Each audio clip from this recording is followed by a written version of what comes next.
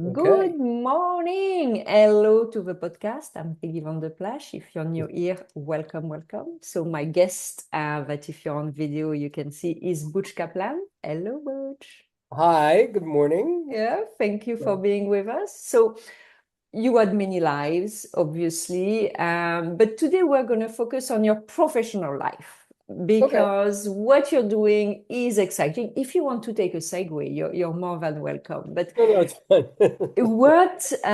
what you're doing is very interesting for most people like me who are not familiar with the entertainment industry. So you're a producer, but not any type of producer. You're a line producer. And when Yeah. I read the draft first chapter of your memoir, I understood all the different type of producers, but also what you're doing as a living, which I didn't really know before. So you worked on big projects, big movies such as The Notebook, Marty Supreme. So we're going to chat a bit about that. But maybe let's start with what is it what you do? What is a line producer? So I when I try to explain the line producer, I think it's hard to explain, a movie or a television show, they are in it's Luftgeschäft, it's air business. It's Mhm. made out of nothing. It is there is there's a somebody makes a story and says, I want to tell this story. And then they say, okay, and then but to get to the part where this is the story that I want to tell. For example, if we use the notebook, this is a story of two people that fall in love, and eventually at some point, one of these people, the woman, develops Alzheimer, and she cannot remember the person that she fell in love with and that she has loved her whole life. And so in the story, he reads to her from a notebook that she wrote of her memories, Mhm. and that's trying to help her remember who she's in love with. As it turns out, she had a choice between two men, and we, the audience, are wondering which one did she end up with? Aha. That is the story of the notebook. So it's based on a novel, and the novel was then adapted into what we call a screenplay. And that's the story. You want to tell that story. But then you need a lot of other elements. Mhm. Most of the elements we recognize from the movies are actors. That's what we see. We Yeah. see the actors. Yeah. We see human beings that wear other people's clothes and say other people's Yeah. words. That's what an actor does. Yeah. Yeah. What we don't see is how all of that came to be. Mhm. And that's what the producers do. The producers are the ones that make that first little story into something that you will sit in a theater or in your home and watch on your television or watch on a big screen. That's what the producers do. They put it all of that together. And there are different types of producers. So there Mhm. is what we call a packaging producer. It's the person who finds the project and puts it together and convinces a bank or a studio or somebody with money to give money, and then he will hire a writer to write the screenplay, a director to direct the film. They together will hire actors. The actors will hire cinematographers to take the pictures, a sound recordist, a composer, a costume designer to make sure Yeah. that the films are very pretty, et cetera, et cetera, et cetera. Many, many, many people go into this project. Yeah. Of the people that that producer hires, there is a position called the line producer. Mhm. Mhm. That's the one that I do. So I don't find the story. I don't hire the director. I don't hire the actors, but I do everything else. Yes. You make it Once happen. they have once they have everybody put together, that's the part where I come in. I'm the one who hires the crew. I'm the one who makes the contracts with all the unions. I'm the one who has to figure out the schedule of when we're going to film and where we're going to film and how Mhm. we're going to film. That's the part that the line producer does. And what I've over the years I've realized the best way to explain this is in the closest analogy is real estate. Hmm. And in real estate, you have a developer, who's the person who was driving by, saw a beautiful piece of land that was empty. He called up his friend, he said to him, the architect, we should design a building, and the architect works up some plans. They build a model, and then they drive off to the bank. The bank gives them a construction loan and says, okay, mixed mean, you're going to have stores, you're going to have 20 stories of apartments. Here's $200 million. And they leave the bank, and the developer takes out his phone and he calls a general contractor. Hmm. You. And that would be me. That's what I do. I am the general contractor. I know how much cement we're going to use. Yeah. I can tell you how much rebar we need. I can tell you sometimes that the blue ceramic tiles that the architect has designed are unavailable, but we can get him some very nice gray ones Okay. Okay. Okay. So that's because there is no blue tile. We would have to wait 2 years, and nobody wants to wait 2 years for blue yeah. tile. Oh, it's going to be a budget that doesn't make any sense or any. Exactly. So So that you're is what deep. that's Yeah. what the line producer does. And in that respect, I find the equipment, I find the personnel, and I make sure that they all get to work together happily. And Yeah. as we like to say, that everybody plays nicely in the sandbox. Okay. Yeah. So it's problem solving, problem solving, problem solving. I guess that's Yes. really the way you can look at it. So And go trying ahead. to make sure that when you put together this team, that they will be happy to work with each other. You can imagine that there is a lot of ego in a Hmm. business that is based on a feeling. Because Yeah. really, what is a film or a television show? It's a vibe. I mean, it's a Yeah. feeling. Like, Yeah. did it make you feel good? Did it make you Yeah. scared? Yeah. Yeah. But there's nothing, it's not a brick, you know? Yeah. But what's very interesting is when you're, talking about the set and the producer and all that is the number of people involved. Because to your point, what do we see? You see the five main actors, but you don't see that machine, especially when you go on different location and all these things. It's just it's a business. It's literally a self-contained company for a year or two. The best description I have for that is to try and explain to people, as I said, it's like the circus. You know, the Exactly. Yeah. circus, the circus, so they have many tents, they have a lot of people, they have lots of animals. It all gets loaded up into a train or a bunch of big, long trucks, and the circus unpacks, and then they show up in the field and they unpack everything. And that's a movie. A movie is usually 200, maybe 300 people are working. Mhm, mhm, And for example, we have a department called construction, the construction department. mhm, The mhm. construction department, literally, that's what they do. They build the Yeah, sets. Only it's like building a real building, except that it's only for filming. yeah, And so it has to be safe for filming, but it has to be fast because you yeah. only have so much time. And you don't need the walls to be 4 feet thick, Mhm, you mhm, know, mhm. Absolutely. with rebar. They don't. Yeah, They need to have wooden jacks to hold them up. And it's a facade, it's really yeah. literally Yes, yes, they yes, are yes, yes. facades. Yeah, You walk in and then you're on a stage somewhere yeah. else. So how did you end up?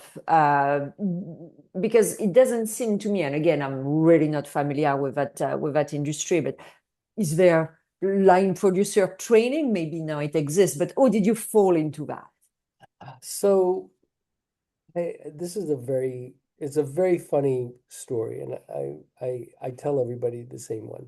There is very little education, certification in the film business. Very, very Ah, little. okay. So, for example, and I always use the example of Titanic. Titanic was um, James Cameron, who's a writer, Hmm. director, Hmm. producer, came to the studio, which was 20th Century Fox, and he said to them, I have a story I want to tell. And they go, yes. He says, what story would you like to tell, James? He's made a bunch of movies for them. Hmm. They've made a lot of money. Yeah. They really like James Cameron a Yeah. lot. I think he's a great guy. And so he says to them, I want to tell the story of the Titanic. And they go, the Titanic is the one where the boat sinks. Yeah. Yeah. And he says, yes. And they said, we know this story. It's it's not that interesting, you know. I mean, the boat sinks, right? Hmm. I mean, Hmm. in your story, the boat does sink. He goes, oh yeah, absolutely. The boat sinks. Everybody dies. They're dead, dead, dead, dead, dead people everywhere. Floating out in the ocean, very few survivors. I said, so what's the story? Because we all know how the What Titanic ends? sank. Yeah. Yeah. Yeah. Exactly. He goes, oh, it's a love story. It's about two star-crossed lovers that are on the Titanic. And that's the story. And everybody will watch this movie. I said, okay, well, that sounds great, James. How do you want to do this? He said, listen, I'm going to build the Titanic, but not all of it. I'm only going to build half the Titanic. I will build 50% and one side, and then we'll flip the cameras and we'll flip it on the other side. Hmm. Hmm. And I'm not going to build it completely to scale. I'll only build it 90% because nobody will know that it's not the full size of the Titanic if I only make it 90%, and that'll save us a lot of money in construction.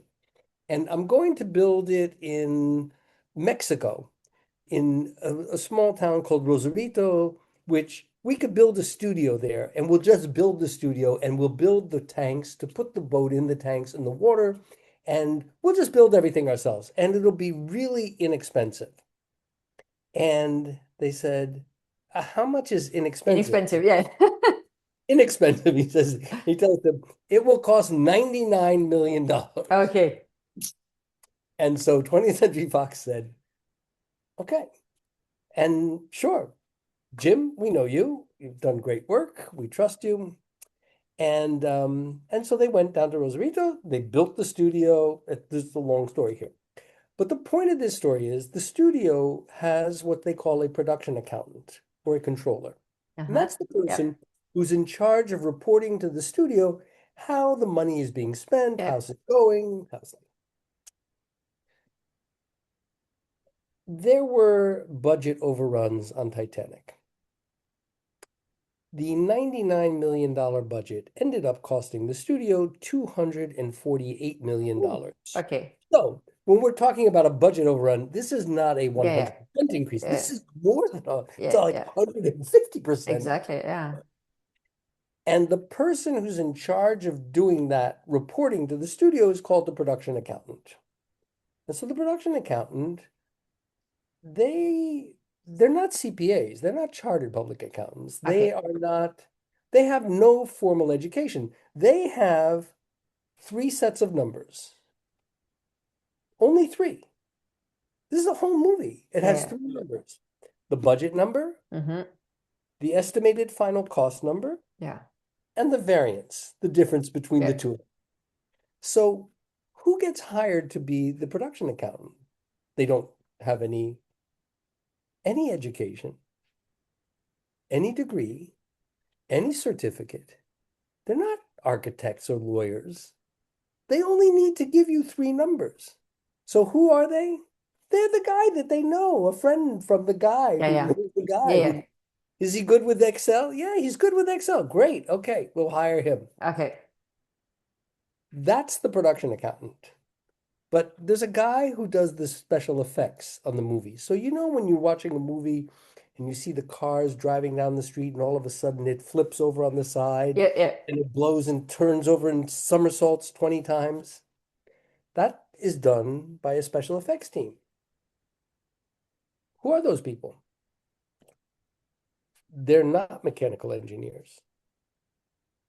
They are not certified explosives. Hmm.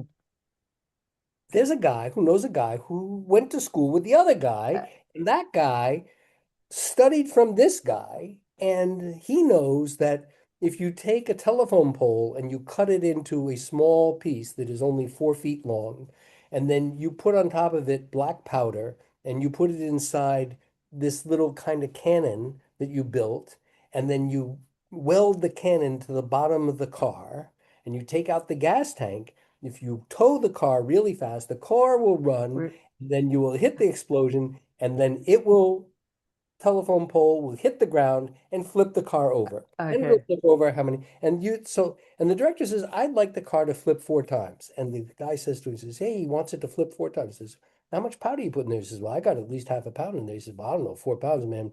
Might need to. He says, you're right. We should put some more powder in. And so they put in 6 pounds of powder and they get ready to run the goal.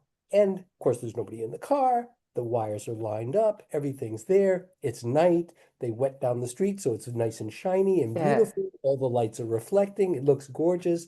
The first assistant director yells, roll cameras, the action, they pull, and then they run down the street, the beautiful street in Los Angeles, and they hit the remote control, and the remote control powers the explosion. And with that, the 6 pounds of black powder hit the little telephone pole, and the car flips and it goes over 10 times. And while it's going over, they blow out every single window of every store down that street because Okay. that's how loud the explosion. No certification, Yeah. no accreditation. Yeah. I know a guy who's friends with the other guy, and Okay. he worked with him for many years. And that is pretty much true for almost every single department on the movie. Huh. The cinematographers tend to go to school. They usually Cinema learn, but school. there are a Yeah. bunch of cinematographers who just grow up and they come up the ranks and they never went to any college or anything of the sort. Costume designers, some of them went to the Fashion Institute of Technology, but a bunch of them didn't. A bunch of them just said, I'm really good with this, and people think they're really good, and they are good, and so Yeah. they become the costume designer. The props people, there's no, that is the movie business. Okay. Virtually nobody, like Steven Spielberg, dropped out of college, never finished his classes. George Lucas never finished his classes. Okay.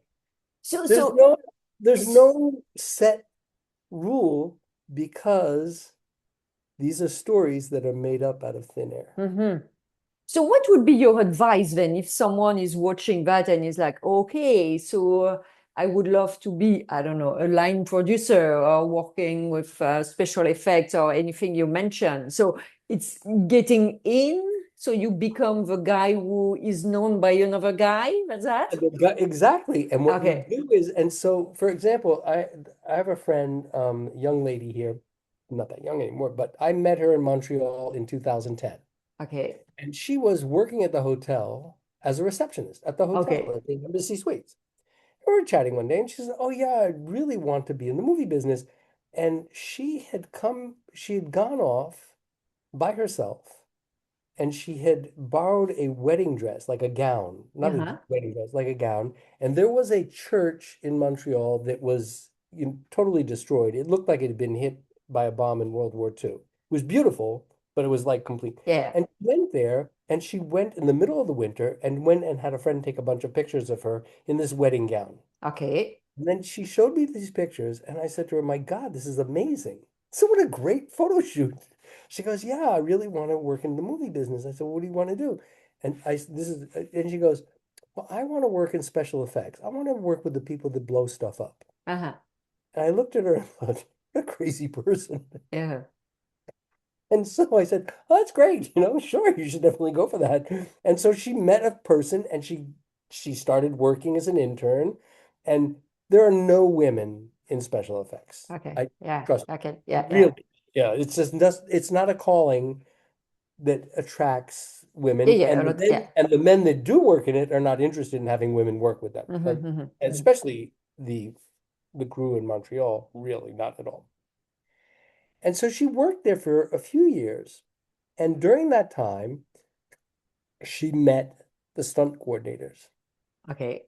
And she was a pretty athletic young lady. She had, was a good runner and during her time in special effects, she was constantly being abused by the men in the special effects group. Mm-hmm.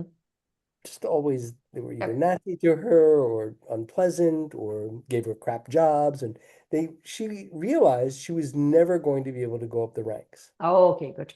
Yeah. But the stunt people were really interested in her coming to work with them. Yes. And so she became friends with them. Okay. She started training with them. And then Okay. eventually she left special effects. And now today she doubles Jennifer Aniston. Oh, that's very cool. Oh, that's a fun story. Oh, but again, that explains what you're saying in terms of it's very, I'm not going to She say just, you make your way, you you make your find way. the opportunity, you That's find that. the opportunity. There is virtually no, there's no school. And Okay. if you do go to school, it doesn't matter. It's as if it doesn't help. Okay. There is Okay. one school for producers in Los Angeles, the Peter Stark School at USC, which is the University of Southern California. That's the university that Steven Spielberg and George Lucas never finished their studies. Okay. But they have a school there for producing. Okay. I met Okay. some of the people who come from there, but I can tell you that if there are 2,000 people working as producers in the movie business, there are four of them that went to Peter Stark. And Yeah. there's Okay. Okay. another Okay. So that's it. Everything. 1,996 that never Yeah. went anywhere. So that's a great segue because you're working on a super exciting project with 10 and 1. Can you tell us a bit more about that? So, um, so I moved to Canada in 2021 for a variety of reasons. But I had already worked here before. I had done my first film here was a movie called John Q with Denzel Washington and Yeah. Robert Duvall and Anne Heche, a lot of actors. And we filmed here in Toronto, and we were pretending we were in Chicago. And Mm. Toronto doubles very nicely as Yes. Chicago. It's great cinema. And then I made a lot of friends on that film, a lot of people in the movie business, and then some people not in the movie business, which was also good because I like to meet with people that are not in the business as well. And but I stayed in touch with them, and then over the years, I really like Toronto. I think it's a lovely city and very artful and a lot Hmm. more artistic than people realize. Um, and so I stayed in touch, and I did another movie here in 2013, and and then eventually, I moved here for a variety of reasons. And then I have been focusing on a what I call a work-life balance, and which is difficult in the movie business Yes, because that's what I was going to say. It's like big. Yeah. in the movie business, there are no hours for Yeah. anybody. There are no work hours. So if the director or the producer decide they want to work 15, 16 hours, that everybody's there, Yeah. just working away. And then they have to drive home. Very often they're too tired to drive, they get into accidents, or the company has to get them buses, or they have to get Yeah. them hotel rooms. And so in 2018, I did a television series with a director called Alex Garland, who's a writer, director, who's pretty well known for Ex Machina and Hmm. for Warfare and for Annihilation. And he's a well-known writer, director from England. And he came to, they were filming part of the show in San Francisco and in Santa Cruz in California, Hmm. Hmm. the rest of it in England. So we did a about a third of the show in San Francisco, Santa Cruz. Okay. He wanted to work a 10-hour day, Okay. and he didn't want to work more than that. And that was very uncommon in the United States, where the norm is a 12-hour day plus. Yes. But I thought that he was very smart to have a 10-hour day because it would cost less and there would be a better work-life balance. Hmm. Hmm. Hmm. Hmm. And so ever since then, I have been the promoter and proponent of a 10-hour filming day. Okay. And Okay. that Okay. is why the name of my company is 10 and 1. 10 and 1. Okay. I 10, was 10 hours of wondering. I was filming like, and where is. 1 hour for lunch because I think we should Oh. also put that in. I because food is important as well. So for me, it's been a real and it's a now what's crazy is, again, because there's no accreditation, it is less expensive to work a 10-hour day than it is to work a 12-hour day because of the overtime factor. And I explained to everybody, Yeah. when you pay double time for half labor, you are getting a 25% return on your investment. Because, and they go, why do you say that? I said, well, I don't care who it is. After 12 hours of work, you're tired. You're tired. Exactly. And you're not going to be delivering more than 50% of your Yeah, yeah, capability. absolutely. So now you're going to pay double Yeah, time exactly. for half For labor. health. Exactly. So that's Exactly. a 25% return. Yeah, So, yeah, yeah. so So, it's a bad business. so tell us more about, okay, why 10 and 1? What is it exactly? People, I'm sure, figured out it's a production company because you're a line producer, Well, but it says 10 and 1 Film Productions. That's the name of the company. So yeah. it's 10 and 1 Film Productions Incorporated.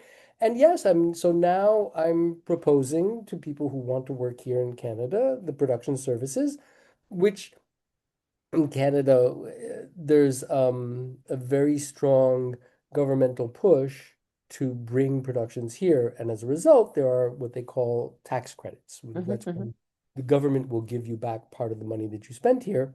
In the case of Ontario, there's a federal tax credit of 16%, and then Ontario province gives you another 21.5%.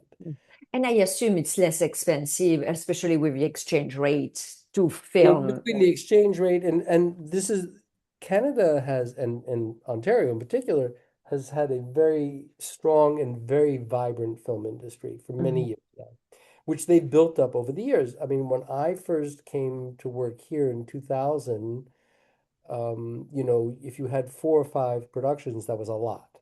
Yeah, okay. When I was here in 2022, there were 17 or 18 productions. Okay. Okay. Okay. It was quite large, Yeah. and over the years, as the crews learned, and the guy knew another guy who brought the Yeah. other guy, and those guys and those gals, they all worked together, and Yeah. they learned a lot. They had a great deal of training because most of what people have in the film industry is your experience. Exactly. That is Exactly. that Yeah. is your biggest calling card. Yeah. Yeah. How is your Yeah. experience? And so they've had a large group of people here learn a lot of work, and they've done very well for themselves. And then also, quite frankly, the actors here learned a lot Mhm. because they had opportunities to join Exactly. different Yeah. productions. Yeah. And so exponentially this grew. Yeah, it's a And self-fulfilling, prophecy that once exactly. people know, tick, tick, tick. So for you, you're working with international crews who want to film part of the totality of their film here in Toronto, in Ontario? Or all of their film here in Toronto. So I had a call 3 weeks ago from a company who's making a movie set. It's the story. The story is the story of two friends that are going to get married at a summer camp. They're going to Okay. get married at the same summer camp that they went to summer camp. Okay. Um, except one of the friends is new, one of them is old. There's a bunch of people. It's like the movie basically was the big chill for Gen Z, is the way I Okay. describe the film. But it wasn't a comedy. It was more drama than anything else, because in the big chill somebody had died, and somebody died in this group too. Okay. And they contacted me because they were very concerned. They had already prepared the movie. They had found the location. It's one location, the summer camp. Yeah. Yeah. They had already scouted that location 3 times. They had found a crew that lived in upstate New York near that location. So there were people who were available to work. Yeah. You didn't have to bring from Yeah. Manhattan. Yeah. And they had found everything, but they were worried that the New York State tax credit that they were going to use to finance a portion of the Yeah. film Yeah. was not going to come through for them. Oh, okay. And so they called me and said, hey, we don't know if we're going to have to go to Canada or not, but if we do, we would have to go immediately because we need to have the film finished Mm-hmm, mm-hmm, before October 16th. mm-hmm, mm-hmm. And so I said, okay. So we looked, we organized with the film commission in Ontario, which is called Ontario Creates. They got us a location scout. The location scout went out and scouted summer camps. We put together a package. We sent it to them. And on Friday, last two Fridays ago, they got the notice from New York State. You have your tax credit. You don't have. Oh, okay, okay, okay. So nobody came here. Yeah, I was very happy that they didn't come here. Interesting, right? You say, why? because yeah. Because a movie is a story built out of thin air. Mm-hmm, But in the thin air, there is a feeling. mm-hmm. And if the feeling is not one that is happy and joyful, Yeah,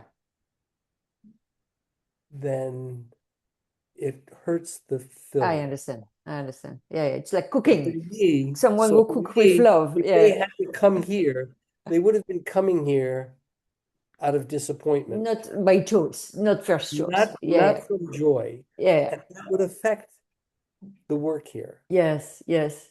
And I wouldn't want to do that work. So that's a great point. So you worked on huge successful movies. I Small mentioned, ones too. I've done small movies also, let's say, okay, Notebook, Marty Supreme, um, did you think or do you feel that the success of these movies were also due to this intangible,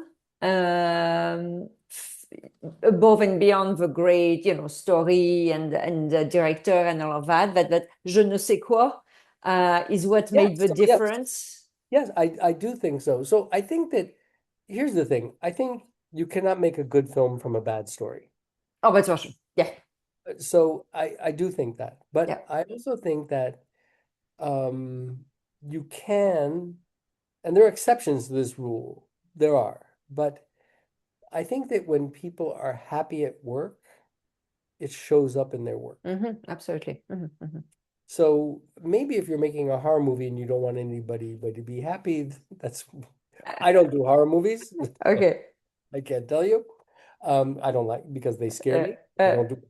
Um, but I think that there is something to be said for uh, having a good time at work. mhm. And so on one of my first jobs, I did a movie. The first one that I did with big movie stars was called She's So Lovely. And the big movie stars were Sean Penn, John Travolta, and Robin Wright. So that was my first. Yeah, yeah. It was a big. The I movie won. loved that movie. I do too.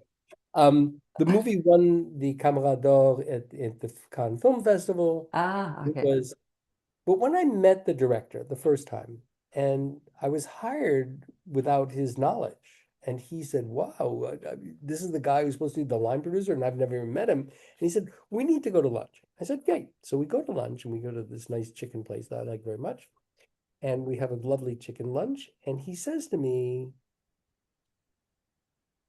it is very important for me for my movie to be a great film that wins lots of Oscars and lots of prizes. And it's very important. This is 1996, by the way. Yeah. And he goes, and I want all the best for all of them. But I can tell you that in 2 years from now, this movie, with all the prizes or not, is still going to be a black box gathering some dust on a shelf in a video store called Blockbuster. Hmm. That will be what is left of the film. However, the time that we all spend together working on that film, that will be in our memories, our communal memories, Hmm. always. It will never gather any dust. We will have that memory of for ourselves. Yeah. And I need you to help me make that a great memory. Yeah, that's nice. Ah, surprising. You don't expect that from the industry, but that makes sense. Well, no. So the director's name was Nick Cassavetes. That was the first movie that we did together. Ah, We've okay. done another four movies after that. But at the time, 96, and nobody had ever spoken to me Yeah. about the industry that way. And that's why when I say I'm always concerned about the work-life balance. It is important for us to have a good life. I Mhm, mean, mhm. we work hard, we do, you know, interesting things, but you can still do this without making people suffer. Absolutely, absolutely. And So I think it's very important to me. And then you need to find. Now, sometimes you don't have a choice, right? Because sometimes you do a oh, movie. you're late. I did a movie with Yeah. Steven Seagal. He's a very unhappy person, and he makes everybody's life miserable. But we Thank don't God do he's this not very doing often. much. We don't do them very often. I don't do Yeah, them at all now, yeah. but then I did. Um, my point is that you can have a good, you can make it a good memory, and I think that's Yes. very Yeah, important. yeah. That And that make I work on that. That's probably the first thing I think about. How are we going to make this a really good memory? great atmosphere, great vibe. So when we think about 10 and 1, what would be your clients? So that's really these people based mostly in the US or mostly in Europe, or is there Here's what I think. I want to work with people that I think are nice okay, and yeah. intelligent and that love what they do. And to me, I hope I get Japanese clients. I hope I get Romanian clients. Ah, If I have French clients, and of course, the natural client for me would be an American studio or an American production company. Those are my natural clients that yeah, they know my work the most. I know yeah, them. We know how to find each other. But yeah.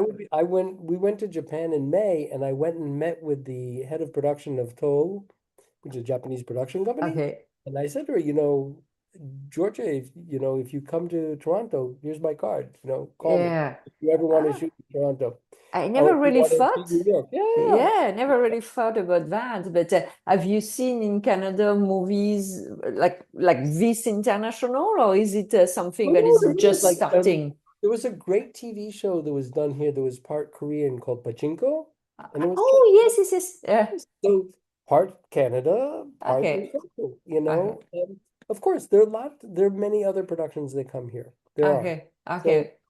we have to, and in general, the Canadians are very welcoming.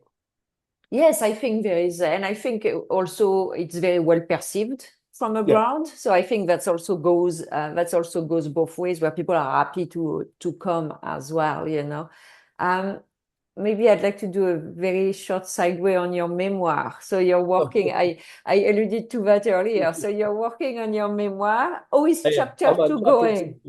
two. I'm on chapter two. Yeah. So this happened. So I um over the years I've done a lot of work for a company that will bring me in when there's a problem on a film. There's Hmm. sometimes movies have challenges, Yep. there's an issue. Usually it's an issue of the budget. That's usually the issue. Um, or usually that's the issue at hand. It's not the symptom, but it is the issue. So I've done a Yes. lot of work for them. So one of these people that I've worked with for many years, I started working with her in 95 on Buffalo 66, I think was the first film I worked with her. Maureen, she said to me, but you really need to write your memoirs. And I said to her, Maureen, what am I dead? She goes, Yes. Yes. Yes. no, that's why you need to write them. And so I thought about it and I said, oh, right. And I said, okay.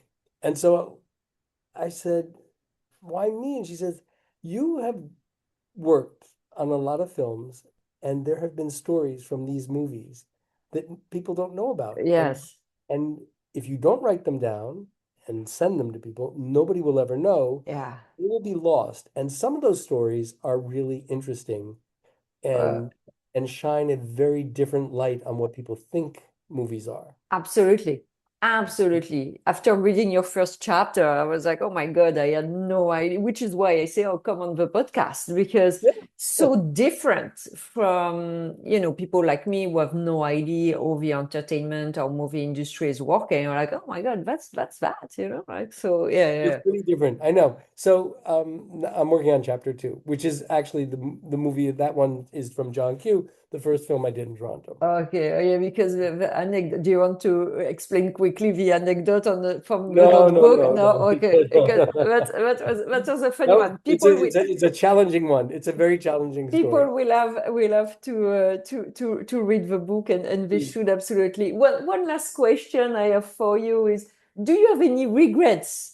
With regrets might be a bit strong, but anything that you're like, I would have loved to do that, or I would have loved not to do that, beside the Steven Seagal. Right. So actually, I don't regret the Steven Seagal movie because Yeah, first of all, it's a great joke because people say, "Oh," I tell, "No, no, I did a movie with Steven Seagal yeah. because I had three children in private school, so I had to do this." So I don't regret that, and also because Steven Seagal, and I probably will put this in at some point into the memoirs. On the first day of filming, well, he had fired the writer director. So I joined them because they had a writer director. He fired him, he fired everybody.